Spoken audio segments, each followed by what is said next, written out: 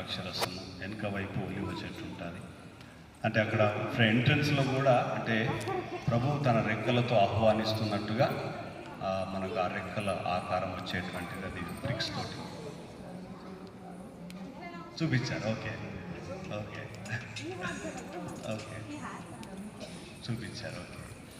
So ఈ విధంగా మరి ఈ బండ కానీ ఇదన్నీ మందిరం దేవుడు కృపను బట్టి, అంటే మేము కూడా ఇంత బాగా వస్తుందని ఊహించలేదు మేము కూడా అసలు. అదంతా కూడా దేవుని యొక్క కృప, దేవుని యొక్క సహాయం, మరి అనేక మంది ప్రార్థన.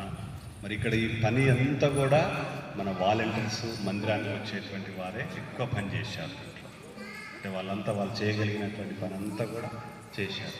సో అట్లా ఆ విధంగా మరి దేవుడు ఆ వస్తువుల ద్వారా కొంతమంది వాళ్ళ వెండి, బంగారం, డబ్బులు, ఈ విధంగా కొన్ని లోన్స్ తీసుకున్నాం.